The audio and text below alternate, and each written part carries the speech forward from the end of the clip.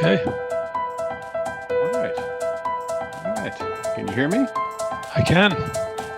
Oh, excellent. Hi, and welcome to Politics in a Movie with your hosts, Doug and Mike. I'm Doug. And I'm Mike. And this week's episode, the 1980 presidential election and a fish called Wanda. Yes. Yes, and hey, a quick mention to our behind-the-scenes tech guy, Frenchie. He does our editing and other various tasks and is magnifique. He would say hello, but he has a habit of mostly ignoring Americans. All right, now as our regulars know, we tackle two topics in our podcast. Mike will run a topic on politics that holds a special meaning to him, and I will ramble on about a movie. So, anything to add, Mike? I think you covered it, Doug. All right, good to hear. Why don't we roll right into our political segment, the 1980 presidential election. Mike? Thanks, Doug. Yeah, I always thought the 1980 election was very special and significant.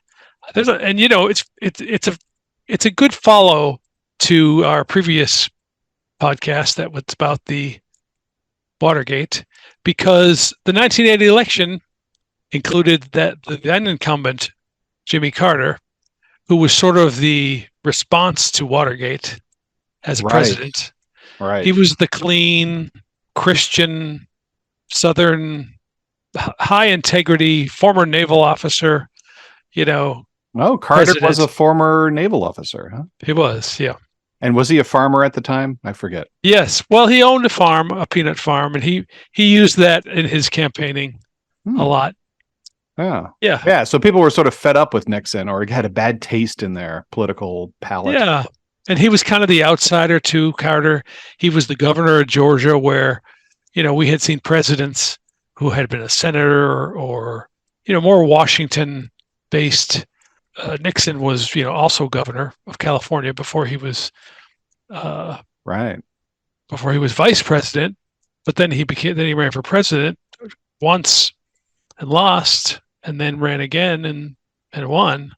But then, of course, got in some trouble with Watergate. And Carter was this outsider, really nothing to do with Nixon and Washington.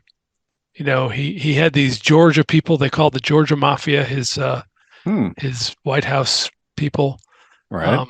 But he was unpopular. The country was going through some stuff with inflation and the energy crisis. And the energy crisis, which had a little bit to do with what was going on in Iran. There were hostages in Iran, you might remember. Yeah. Right before that election.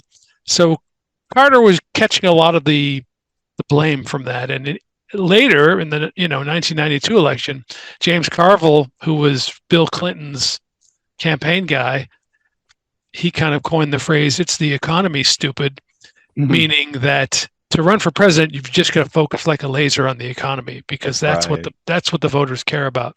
And Carter was catching the blame on sort of what Carter called the melees, or actually, I don't think he ever used the term melees, but he made a famous speech to the country that people called the melees speech, where he described the stuff that was going on, inflation and energy prices and such. So I'm curious, who was Carter's vice president? His vice president was Walter Mondale. He had been a senator from Minnesota. Okay. He ran for president later in the 84 election. Right, but, that didn't go too well for him. No, for Mondale, no. Right, but, so it was Carter and Mondale in office in 1980. Yes. And then they ran against, so what's the rest? So in the primary, Ted Kennedy made his bid for president, and he famously just did a bad job in his his pre-primary interview with Roger Mudd of Network News, where he didn't make a very clear reason for why he was running. It was sort of like, well, I'm a Kennedy, and I think that was the perception that people got. But I know in my house, where, I grew up in Massachusetts, my dad, was an Irish Catholic, and Kennedy was an Irish Catholic, and they were big supporters of Teddy. Yeah, right. So he gave Carter a tough primary, and Carter won, but Kennedy did some damage. It's not good to go into the general having just suffered some blows from your primary opponent, or sometimes it's more than one primary opponent. Right, and so Ted Kennedy was a pretty boastful fella, would you say? Oh, I think in that election he was considered sort of fumbling and not making a clear message, for his vision. Oh, okay. And, that's just me. I don't know. We'd have to consult some experts. Frenchie, What do you think? Yes. What do you think about Ted Kennedy? Well, all I know is that, in my opinion, Ted Kennedy has physically a very large head. Well, as an Irishman, I can attest to that being a genetic trait. So Kennedy and Carter had a bruising primary. Another thing I remember about 1980 is the summer of 1980. I visited New York with my family, and the Democratic convention was happening while we were there. And we went to the David Letterman, that time daytime talk show. Right. And his guests included Chip Carter, son of Jimmy Carter, and Johnny Paycheck of the Take This Job and Shuff It fame was the musical guest. So that was an interesting time for me. Yeah, no, that sets the stage, in that era. Yeah. On the other side, the Republican side, Reagan sort of faced a bruising primary against George Herbert Walker Bush, who had been a congressman from Texas and also previous director of the CIA. George Bush, the senior,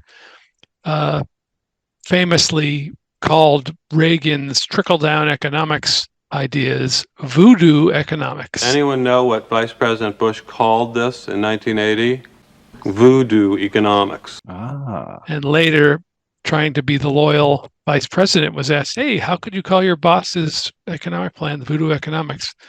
Reagan sort of consolidated the disparate wings of the party by taking on Bush as his vice president. Right. Yeah. Right. And so a lot of people get confused about, when they hear of a Bush in politics, because, there's those two separate people, both named George. And of course, people just refer to the elder one as George Sr. Yes. And so back when those two were running, was it at all surprising, do you think, that people found Reagan to be running? Well, I guess he was governor when he was running, but previously he was just a film star. Yeah. Yep. And he was a movie star. He was maybe Donald Trump's celebrity candidate before Donald Trump. I don't know. Yeah. I mean, I think he's possibly the first, modern celebrity candidate, and actually he was referenced in the first Back to the Future movie where Marty travels back and he encounters Doc in 1955, and Doc doesn't believe he's from the future, so he asks him a question to prove he's from the future, and he says, okay, who's president in 1985? And Marty McFly confidently says, Ronald Reagan.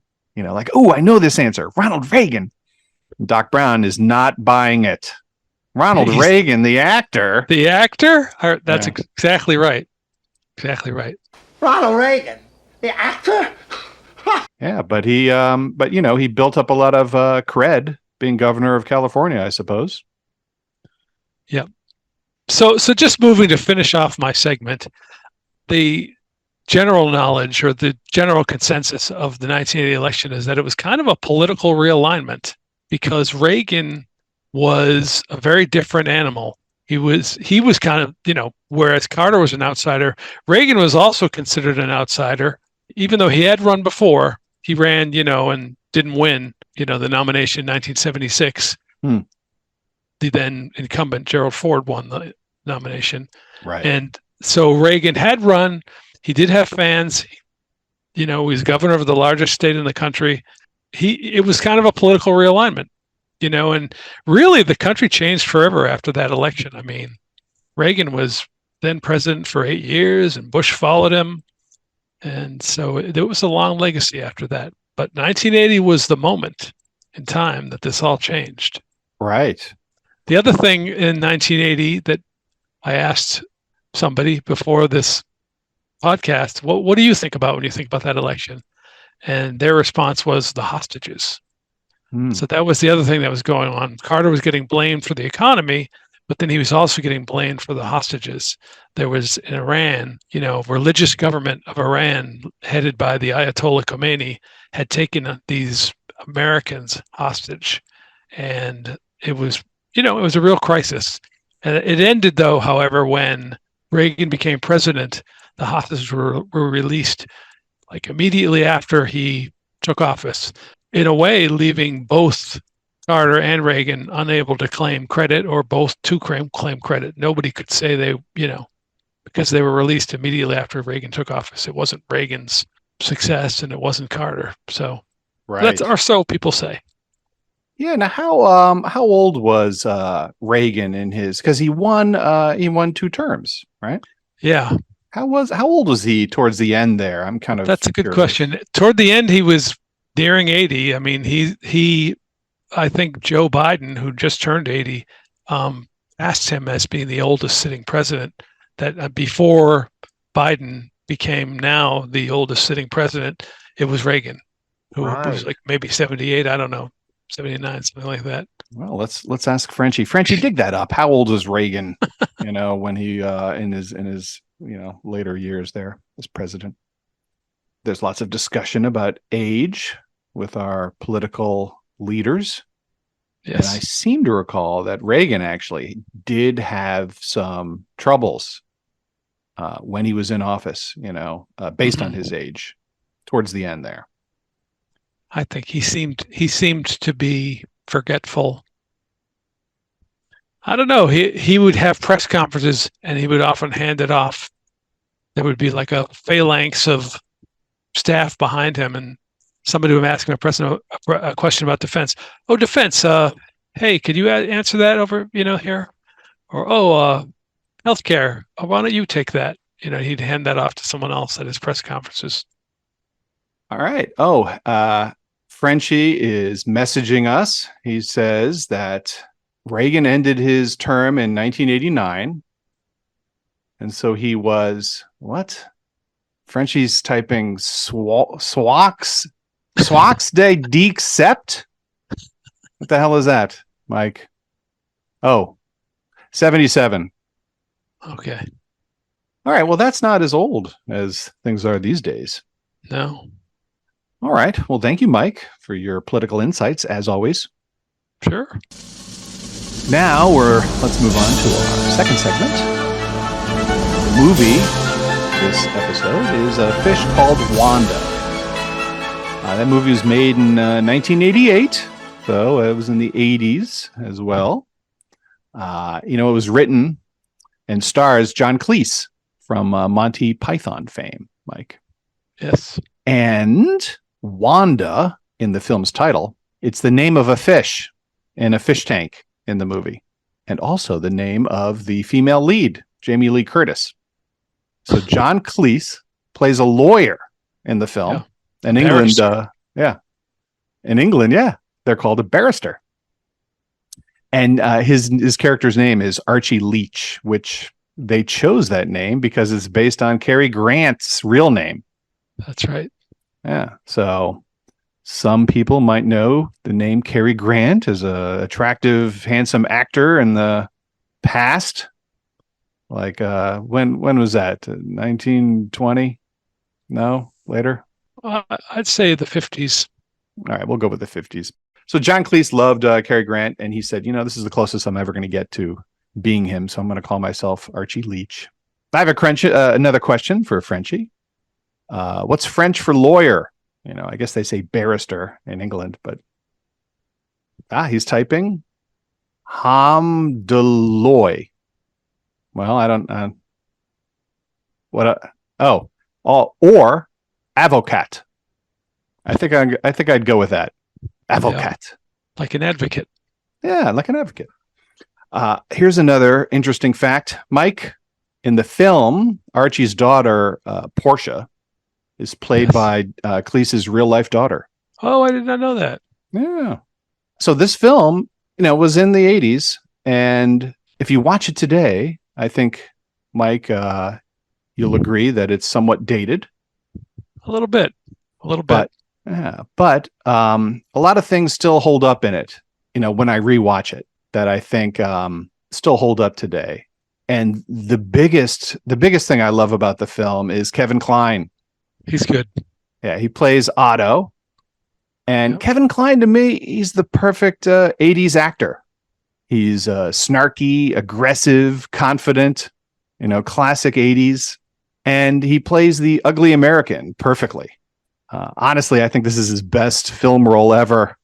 Were there some awards for this, do you know?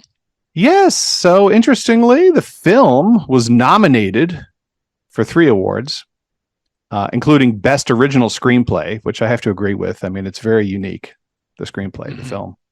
So the film was also nominated for Best Supporting Actor, and it was actually won by Kevin Kline.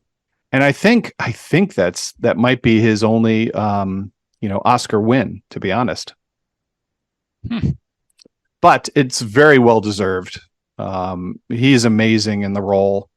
There's so many things I love about what he does, and I don't really know how much of it was improvised, because I have to assume that Cleese allowed a little bit of leeway given his Monty Python skit days. Yeah. It gave the impression of being improvised, which if it wasn't, that's impressive, know. Yeah. We noted that a lot of things in the film sort of don't stand the test of time. So some of the things that Kevin Kline does in the film, wouldn't necessarily fly today. He makes fun of the other character's stutter. In one scene, he asks the guy a question, and the guy is speechless for a moment, and Otto says, "I can't tell if you're thinking or if you're in mid stutter." And then another time, towards the end of the film, the other character is now getting revenge on Otto. And Otto is laughing at him, saying, "Oh no, Ken is coming to kill me." So yeah, I don't know if that would fly today, but the guy gets his revenge. He does. Another part of the film that I just absolutely love is when Otto is with Archie in his house. And Archie gets surprised by his wife, who says, "Who's this?" And Archie doesn't know what to say. So Otto says, "Oh yes, hello, ma'am. I'm with the CIA. My name's Harvey Manfredsson." Like he's struggling trying to come up with the name. And she repeats it later, which makes me laugh. Oh, yeah. Yeah. That's perfect comedic writing. So they commence a little dialogue where she doubts him. And she says, "What do you mean you're with the CIA? The CIA wouldn't announce themselves." And he says, "Well, ma'am, you obviously know nothing about spycraft." And she says, "Well, I'll have you know, Mr. Manfredsson, that my father was in the Secret Service." Yeah. But she perfectly says his fake last name. Yes. How do you do, Mrs. Leach? I'm Harvey Manfredsson. I'm with the CIA. Yeah. So that's perfect. A few other interesting things about the film. It was made for, and this is $1988, but it was made for $8 million, which is pretty cheap. Mm-hmm. But it made $190 million. Okay. So that's a lot more. Speaking of other scenes that I love, well, first let me just say that John Cleese is great.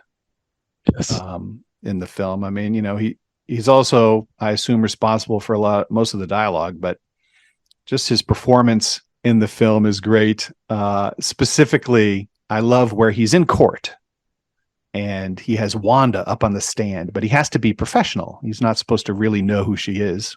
And she starts to go off script on the stand, surprising, Archie. And Cleese says, "Wanda?" And everyone looks at him in a curious way as to why is he being so familiar with her. And so to recover, he says, Wanda, I wonder who else was with you. And to me, that just seems perfect. It's a perfect improv moment. Wanda, I wonder. I wonder. I wonder. Wendy, I wonder. When you say 5 to 7. Delivered by Cleese. Mm-hmm. And to this day, if I ever meet somebody named Wanda, sometimes I'll fall into that. Hey, what's your name? Wanda? Wanda? I wonder what you're doing here. Uh-huh. And then in that same scene, you got to love the writing where Jamie Lee Curtis is on the stand and now she turns and betrays the witness she's supposed to be, or the defendant she's supposed to be lying for on the stand. So she's supposed to be lying and saying, oh yeah, I was with him all morning so that he couldn't be prosecuted for this robbery. Right. Right. And so, so Archie asks, oh, so you were with him the whole morning? And she says, no, he left at 7 a.m. And he says, what? How do you know that? And she says, yes, I remember the time because I saw it was 7 a.m. And I asked myself, why is George leaving at 7 with that sawed-off shotgun? All right. So another interesting thing, Mike, the actor in the film, John Cleese. Yeah. There was a time in the recent past where he was on Jimmy Kimmel Live. Uh-huh. And I actually had the opportunity to attend that taping. Oh. Yeah. And when you go into the taping based on how you get invited, Uh-huh. they give you an option. They say you can be in the audience or you can be in the green room. Interesting. The room in the back where the guests hang out before they go up on stage. Uh-huh. And so if you're given that decision, what do you pick, Mike? I think green room. Exactly. So I Because picked you the green rub room. elbows with, yeah. Yeah, exactly. So you pick the green room. So, but they have a rule that you pick one or the other. You can't mix them. Yep. So I picked the green room and I'm back in the green room. And first of all, it's pretty awesome because they have all kinds of food and beverages. For free, Mike. You don't even have to pay for the food and the beverages. What? You just walk up. I'll have that, and they give it to you. So I'm back there partaking in the food and the beverages, and in walks in John Cleese because he's the guest that night, and I didn't really know who the guests were going to be. Yep. And first of all, he's tall. Yeah. Secondly, he's with two guys, which I can only assume are like his security. Yep. Because he is not talking or being friendly with them. Is he taller than you, Doug? Because you're a tall guy. I am tall, and the answer is no. And I thought, oh, wow, this will be fun to chat a little bit with John Cleese because, of course, I admire his work. And I thought, ooh, I can compliment him on some things, and that'll be nice. And so I tried to talk to him, but he just gave me a look like, don't you dare. And then his two guys sort of blocked him off. Oh, And so that kind of ruined my green room experience. that's too bad. It is too bad. And listen, John Cleese, it's not like I'm just some guy off the street approaching you. I'm in the green room. Yeah. That should give me a little bit of cred, I would think. Yeah. A few other things about the film. Otto, played by Kevin Kline again, he is just this perfect, ugly American, always insulting the English, making Yes. comments. And he's always driving in the wrong lane. Whenever he gets in a car, he immediately drives in the wrong lane, clips someone else, because the lanes are reversed, and then yells at them, curses at them Yes. as he drives away, like it's their fault. Right. And he does it like in the film, like 4 times. Right. They show him just banging into a car. And in one, he bangs into a car and the car stops and he stops and the driver gets out and says, excuse me, my good man. And he turns around and with his silenced pistol, he shoots the hat off the guy. And the guy says, "Oh, very well, carry on." My mistake. He's constantly crashing into people and then calling them assholes Yeah. as he drives away, giving them the finger. When you look at the subtitles on the film, the very last subtitled word is asshole.